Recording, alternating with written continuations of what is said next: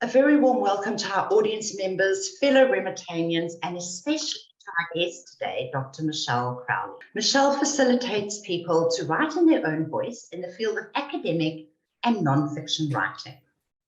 Academic editing augments the language quality by fixing the errors in grammar, punctuation, spelling, tone, syntax, etc.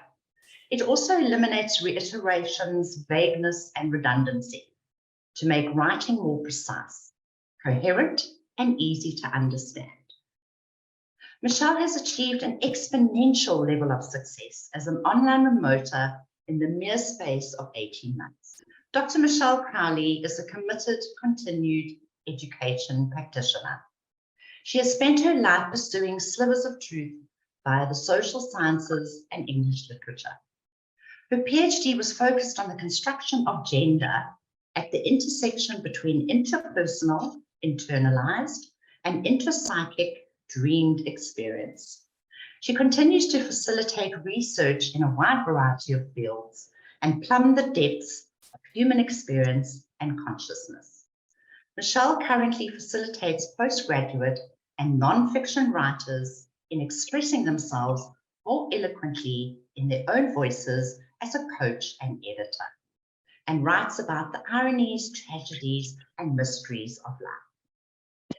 Having edited over 650 master's doctoral dissertations and working with students from all over the globe means Michelle is qualified to help and can add value at any point in a student's postgraduate journey. One of her clients wrote that her thorough academic editing and flair for creative reasoning should be compulsory before handing in a thesis. A client that highly recommended Michelle's work said that anyone preparing for their next step in academic research can benefit from her wisdom and wit. With her extensive experience in not only academic writing, but also the strategies behind research and higher studies, she can offer an exceptional level of support. Working for an agency as an editor and reviewer since about 2004, Michelle felt ready to move on to something new. For a short while, she resigned and tried to work as a freelancer on an online platform, but was frustrated by writing proposals and confused about online payment systems. Therefore, she returned to the agency for many more years. However, her situation was not sustainable. She worked non-stop, all hours of the day, hardly rested over weekends, and had no time for holidays. So Michelle, tell us, what wowed you the most about online remoting? A number of things, but the best is that I get to organize my own schedule. The location I'm in gets very, very cold in the morning. So if it's that cold, I can shower at lunchtime, or at 10 in the morning, or at 4 o'clock in the afternoon.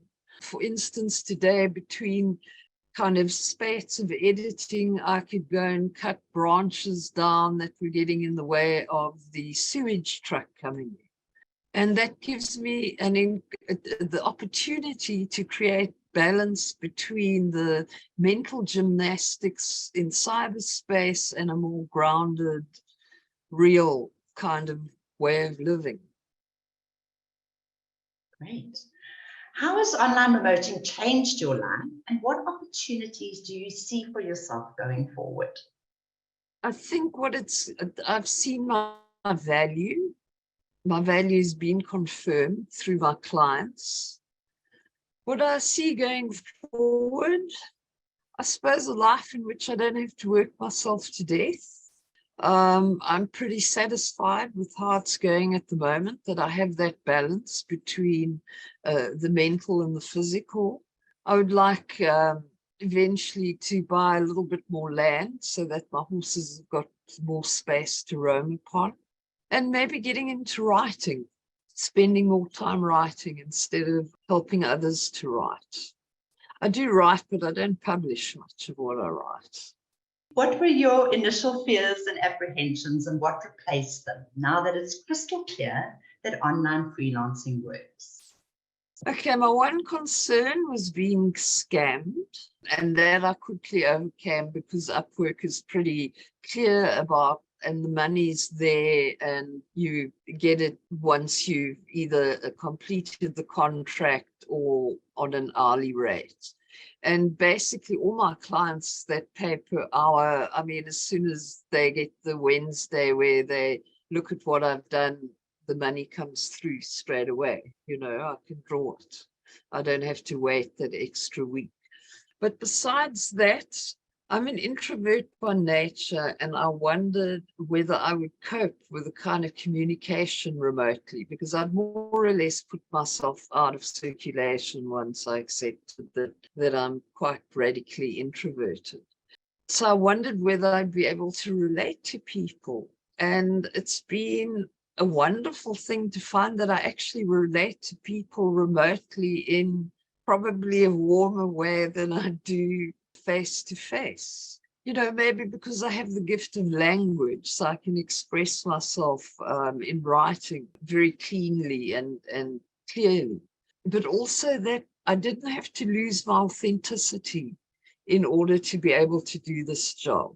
Nobody cares whether, I haven't worn makeup probably since I was 16.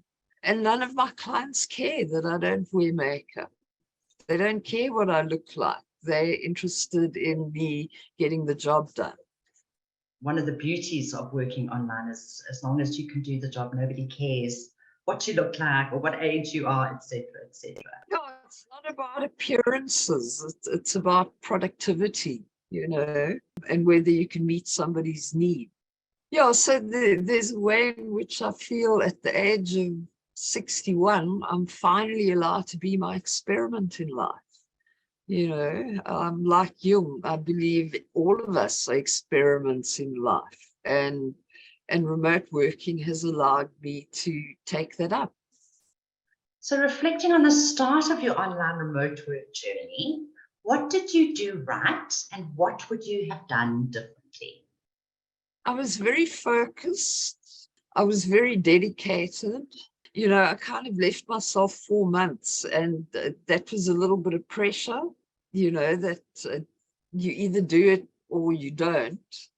So I was very committed to getting the show on the road. What did I do wrong? I worried a lot, like you submit these proposals and you submit a proposal and you submit a proposal and you don't get any fish on the line even, not even somebody inquiring. And then you get your first one and then you finish that and then you've got to go into the proposal thing again. And yes, I would maybe trust the process more and spend So less tell us time about, worrying and just yes, sorry, carry on.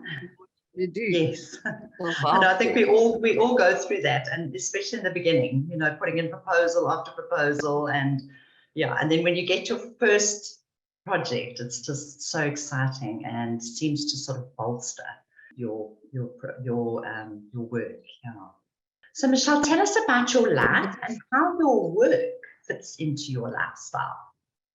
Okay, well, I have 2 horses, a mare and a gelding. I have probably 60 chickens. I mean, chicken math is a fascinating thing. I mean, they really breed like rabbits, and that's despite me kind of only leaving 1 or 2 eggs under a hen that's brooding.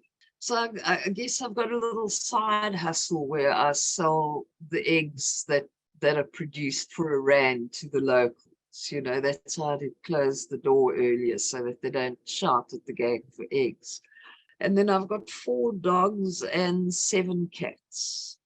So I've got a lot of animals around me, and I suppose most people would consider it a tiny house.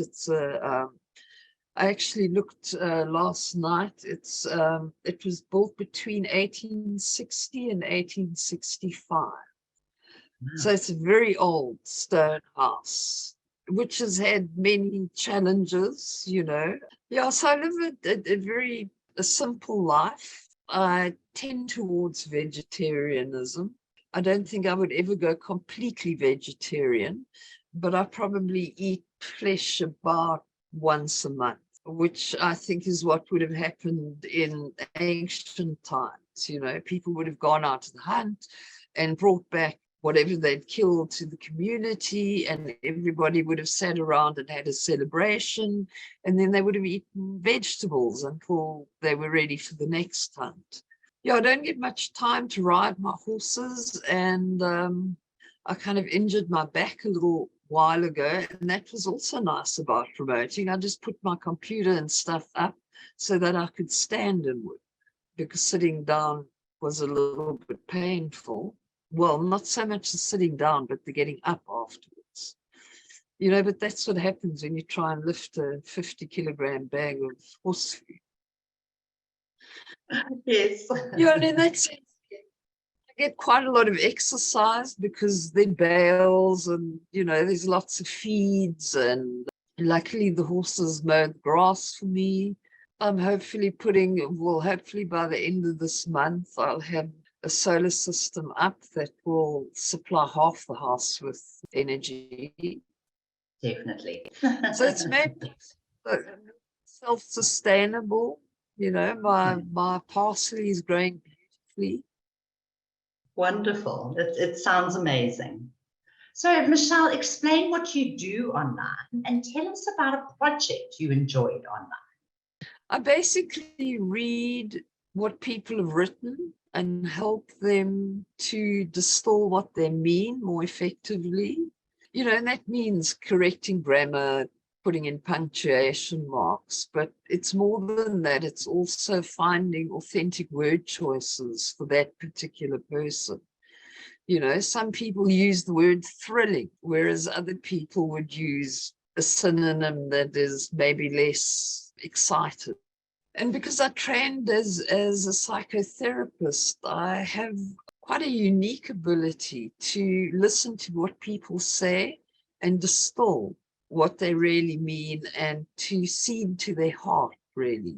You know, so to elicit what they're passionate about and then express that in more formal terms, for instance, in the academic environment. Right. And tell us about a project you enjoyed online. Beginning, I got a contract with, I don't know whether I should mention the company's name. Perhaps I would, because it'll be a nice advert for what they're doing. A group of people called Copenhagen Consensus. And they asked me to edit a whole series of papers about maternal nutrition, e-procurement, basically looking at, they'd worked out what it would cost to do that and what kind of investment it would be, how many dollars would they get back for each dollar invested by, for instance, providing medication for TB in Africa or malaria or coronary heart disease. Yeah, so over the last 18 months, I've been editing those papers, the academic, the paper that would go out to the less academic audience. And then they've produced, I think it's going to be an ebook for the less academic audience. And I was asked to edit that as well. You know, so I've spent 18 months kind of with the same contract, and the last part of it, they paid me per hour, and they didn't even question the amount, you know. So that's been a really nice long-term relationship. Fascinating, Michelle, and lovely to have international clients as well that are happy to pay you.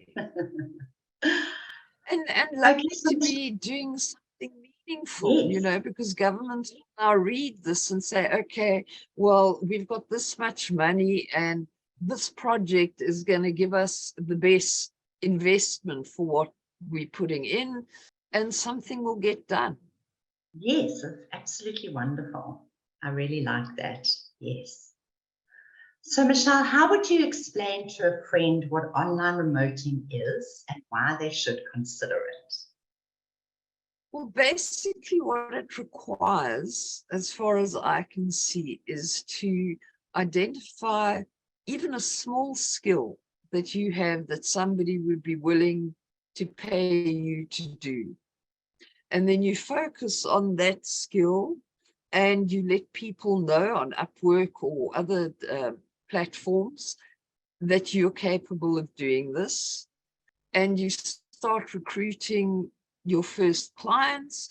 And then as it goes along, clients will ask you to do other things. For instance, I did a small job for somebody, and then he came back to me and said, well, don't you want to do this? You know, there's a whole lot of editing work that I can give you. And that's become a kind of a bread and butter job. You know, it's a fairly regular job. I do a couple of articles for this guy every day, you know, and then that frees up the opportunity to do work I might be more passionate about.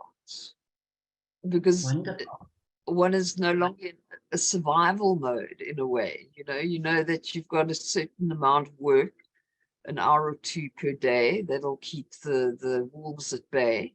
And then you can open yourself up to something that maybe doesn't pay as well, but is fascinating. Great. So thank you, Michelle. I'm sure people have more questions they would like to ask you. Please put them in the chat box and then we'll read them out and give Michelle the opportunity to respond. So has online remoting made a difference in your life? Feel free to share with us as well in the chat box. Right, so let's have a look at the chat. From Kendra, congrats Michelle on your top rated plus Upwork status. It's very exciting. Marie has put, be your own experiment, love that. It's so valuable to remember that everybody's experiences that proposals get rejected.